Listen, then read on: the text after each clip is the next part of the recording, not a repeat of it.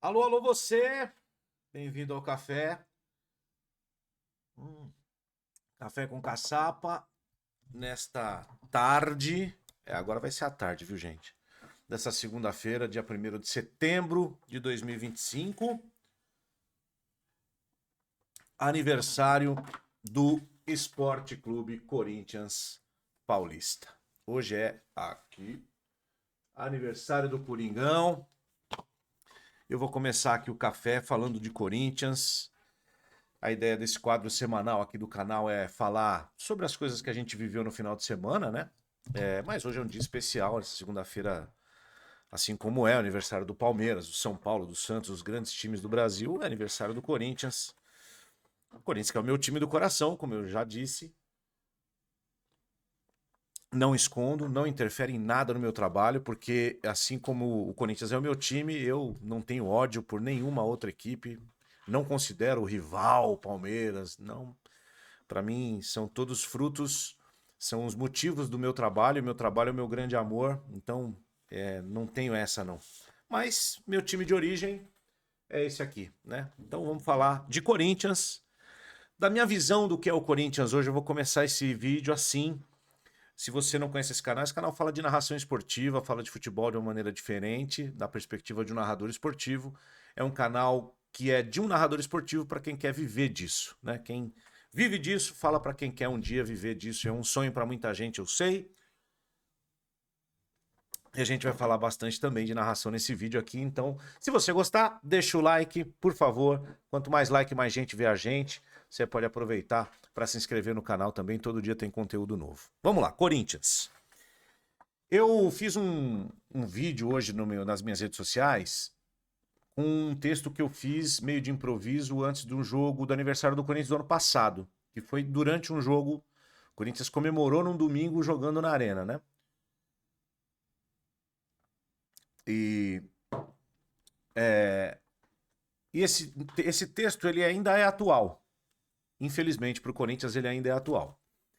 Ele fala sobre o que é ser o Corinthians, né? E esse disco aqui, que é um disco da Rádio Bandeirantes, que tem aqui as narrações dos gols de toda a campanha do Corinthians campeão paulista de 77, a quebra do jejum, tem uma frase aqui que para mim é o que é o Corinthians, né? O Corinthians é a alegria do seu povo, a alegria do povo.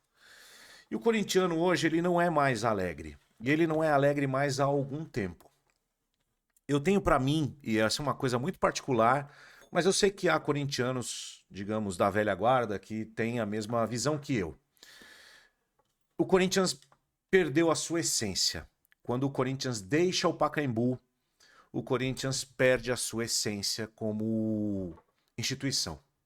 E eu vou explicar por quê, assim. O Corinthians passou a sua trajetória de agora 15 anos, 115 anos, mas até 2014, o Corinthians, até 2012, o Corinthians era um time que se orgulhava de não pertencer à elite do futebol. Uma das principais marcas do Corinthians era que o Corinthians era um time do povo, era um time para o povo e um clube que se comportava como o povo. Que nunca teve a pretensão de ter muitas coisas. O Corinthians se orgulhava de não ter estádio, embora seja zoado por todo mundo, era zoado por todo mundo por não ter estádio. Era zoado por todo mundo por não ter um título brasileiro até 1990. Era o time regional que só ganhava o Paulista, porque o Paulista passou a perder relevância, né, a partir do momento que o Campeonato Brasileiro se estruturou a partir principalmente da Copa União e aquele rolo todo da Copa das Bolinhas e tal, mas com o Clube dos 13, o futebol brasileiro ele tomou uma proporção maior do que regional. E aí a piada era essa, o time que não tem estádio, aí o São Paulo começou a ganhar as Libertadores, e aí, pô, agora o brasileiro tem que ganhar a Libertadores, e o Corinthians não tem Libertadores, o Palmeiras conquistou a dele, o Corinthians não conquistava a Libertadores, então é um time que não tinha estádio, que não tinha Libertadores, que não tinha Mundial. Aí veio o Mundial de 2000, aí um Mundial polêmico, porque em tese o Corinthians não era para ter participado e tal. Então tem Mundial, mas não tem Libertadores. E o corintiano, ele se orgulhava disso. Isso não era um problema. pro corintiano? Porque o Corinthians era isso aqui, ó. O Corinthians era festa popular. O Corinthians era um time que poderia se orgulhar de ser campeão brasileiro sem nenhum craque. O único craque aqui era o Neto. E o Ronaldo era um grande goleiro, né? Esse time de 77, quem era o craque aqui? O Palinha, Vladimir, talvez. Não tinha nenhum craque. E os grandes títulos do Corinthians eram feitos assim, com jogadores da base, como o Viola em 88. Depois veio o Marcelinho, e aí o Corinthians começou a crescer, aí veio o dinheiro do Excel e não sei o que e tal. Mas mesmo nesses momentos, sempre tinha um jogador que tinha a cara do Corinthians, sempre tinha um Zé Elias, sempre tinha um Ezequiel, sempre tinha uma base ali de jogadores que tinham a alma corintiana com jogadores pontualmente craques, Rincon, Vampeta, Ricardinho, tá? Aquele time fantástico do final dos anos 90, começo dos anos 2000. E aí o Corinthians acaba caindo depois, e a queda do Corinthians trouxe à tona um grupo de pessoas que disse textualmente que o Corinthians não seria mais motivo de chacota. E, de fato, o Corinthians passou a não ser mais, né? O Corinthians foi conquistando as coisas, conquistou seus títulos, a tão sonhada Libertadores, veio o Ronaldo, o Corinthians começou a melhorar sua infraestrutura, o CT Joaquim Grava e tal, veio a Copa do Brasil de 2009, veio Tite, veio tudo, veio o Mundial, e aí veio o passo que mudou tudo para mim, que foi o estádio. Uma história muito esquisita até hoje, né, da Copa do Mundo, que inicialmente a sede seria o Morumbi, e depois o Corinthians já iria construir esse estádio aí, mas depois virou estádio de Copa e tal. E esse estádio, ele trouxe uma nova característica. Ele tornou, ele meio que, ele só não igualou o Corinthians aos outros clubes, porque a torcida corintiana, ela é um fenômeno muito diferente de todas as outras. Porque o Corinthians passou a se elitizar. Passou a ser muito mais caro ir à Arena do Corinthians do que ir ao antigo Pacaembu. Então, o grosso da torcida corintiana, a torcida, o povão, que era a marca do Corinthians, ele ainda está presente, e muito por causa das organizadas, mas o público da Arena Corinthians hoje é outro público. E com isso, o Corinthians passou a se arvorar e a ambicionar ser um clube de elite. Não basta só ser campeão, tem que ter a alma rica. E na minha cabeça, quando um clube como o Corinthians pretende ter a alma rica, ele se afasta totalmente da sua essência, daquilo que é a sua verdade. E o Corinthians foi se afastando, né? Foi apostando cada vez mais em se arvorar, principalmente dentro do Parque São Jorge, de uma estrutura política quase ditatorial e oligárquica ali, e o clube foi afundando, foi afundando, foi afundando, foi afundando, a torcida foi entrando nessa onda e nunca suportou ser menos do que os rivais para poder se estruturar. O Corinthians deixou de ser Corinthians e passou a tentar ser algo que nunca vai conseguir ser, porque o Corinthians nasceu para ser do povo. E eu espero, disse isso no texto, que o Corinthians resgate a sua alma urgentemente, que tudo isso que o Corinthians tem passado sirva para que a comunidade corintiana, isso é torcida, torcida organizada, dirigente, jogador, treinador, funcionários, outros esportes, todo mundo dentro do Corinthians entenda que o Corinthians é povo. E para poder se resgatar, o Corinthians vai precisar voltar ao povo. Eu não estou falando só de baratear preço de ingresso, não. Também. Mas voltar a ser povo. E o que é o povo? Senão alguém que quer apenas viver a sua verdade com dignidade. Pelo menos de onde eu vim, lá do Capão Redondo, a única coisa que a gente queria era poder realizar os nossos sonhos. Só. A gente não, pelo menos da minha geração, né? A gente nunca quis ser rico, ter casa na praia, mansão. Não, a gente só queria poder fazer o nosso churrasco, fazer a nossa festa de fim de semana, ver o nosso futebol com o mínimo de conforto, poder dar para a família da gente um mínimo de conforto. Esse é o povo, esse é o corintiano. O corintiano não precisa de título para amar o Corinthians. O corintiano não precisa de grandes craques para amar o Corinthians. O corintiano ele só precisa do Corinthians. O corintiano ele só precisa viver essa paixão que não tem classe social. É só isso que ele precisa para ser feliz, né? E hoje, infelizmente, o Corinthians não é mais isso. E é muito triste ver o Corinthians assim. O Corinthians ficou 23 anos sem ganhar um título. Isso nunca foi um problema. O Corinthians foi rebaixado. Nunca foi um problema. Não perdeu torcida, ganhou. Nesses 2 momentos. O Corinthians ficou 80 anos sem ganhar um título nacional. Isso nunca foi um problema.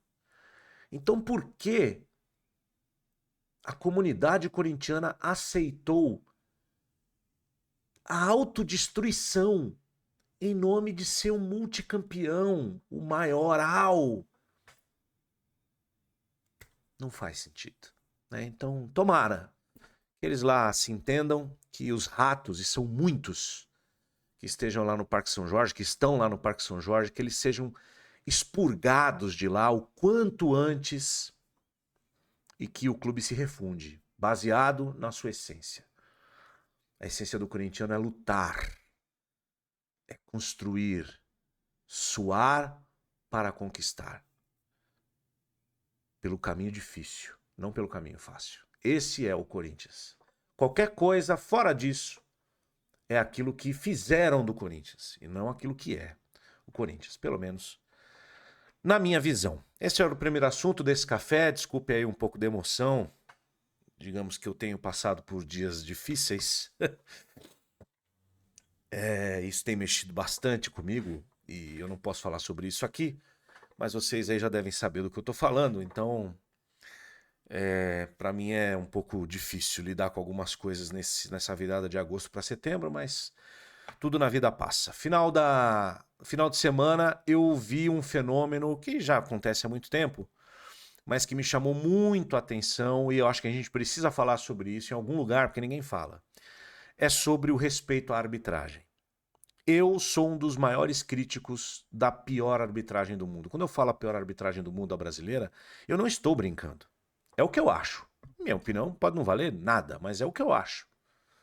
Eu acho que proporcionalmente, pelo peso do nosso futebol, o nível de arbitragem que a gente tem é pior do que a arbitragem hondurenha, perto do que representa Honduras no futebol, da arbitragem espanhola, do que representa o futebol espanhol no futebol, que é um futebol importante, mas não chega aos pés do futebol brasileiro em representatividade histórica para o mundo.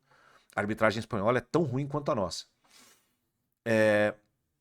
Mas eu acho que a gente aqui a arbitragem nossa é muito fraca. Mas isso não dá o direito de todo mundo de uma hora para outra resolver, vou falar um português bem claro aqui, tirar a arbitragem pra merda. E isso tá acontecendo com muita frequência.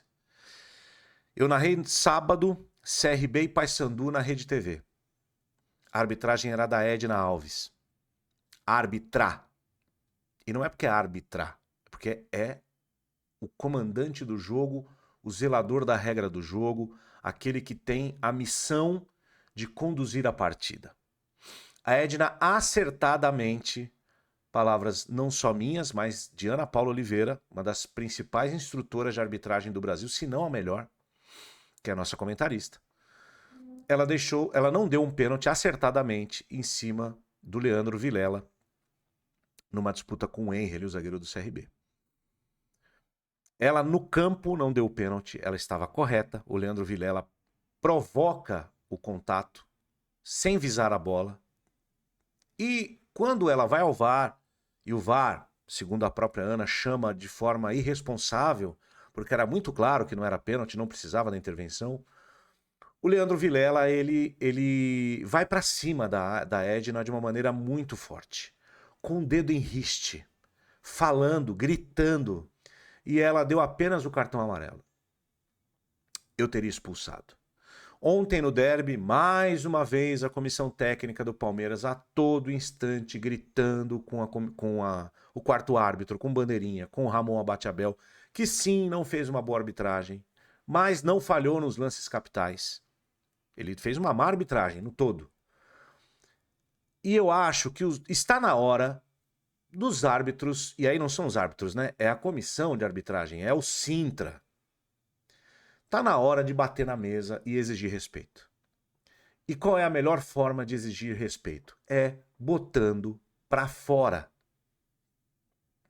Esse tipo de reação, eu vi o Neymar quase chutando a bola na cara do Wilton Pereira Sampaio. Não importa se ele tem razão ou não. Ninguém tem o direito de fazer isso com um profissional. Assim como um torcedor não tem direito de ser violento com um jogador de futebol, porque ele ganhou ou perdeu um jogo, assim como nós da imprensa não podemos ser violentos com nenhum deles, personagens do jogo, porque todos somos profissionais, jogadores e comissão técnica precisam ter um mínimo de decoro, um mínimo de respeito com os árbitros. Dedo em riste, xingamento, chilique, bolada. Que ponto daqui a pouco um jogador vai bater no árbitro? O Neymar quase foi expulso. Se essa bola bate no Wilton, ele seria expulso. Ah, mas o cara arrancou a canela. Não interessa. Não interessa. Se você discorda de mim, eu tenho dúvidas sobre a educação que você recebeu em casa. Você pode reclamar, você pode cobrar, você pode pedir. Você não pode achacar. Você não pode humilhar. Porque senão a gente vai começar a pedir a volta do comportamento que os árbitros tinham na época do Cídio do Vanderlei Bosquilha, na época do Oscar Roberto Godoy. E aí o jogador vai pro microfone da entrevista dizendo que ele está sendo ofendido pelo árbitro. Que tal? Que legal seria, né? Que o árbitro pudesse também mandar o jogador para um monte de lugar, dizer que ele não joga nada. Porque árbitro erra, jogador também erra. Goleiro erra, toma frango. Tá cheio de jogador burro cometendo um monte de burrice dentro de campo, tomando decisão errada. Nós vamos todo mundo começar a se xingar? Tem narrador que perde gol, narrador que narra errado. E agora, então todo mundo vai começar a se bater, se ofender, porque... Que é isso, gente? Que mundo, que porra de mundo é esse que a gente tá vivendo? Que ninguém tolera mais nada. Então, qual é o instrumento que a arbitragem tem? O cartão. Então precisa usar.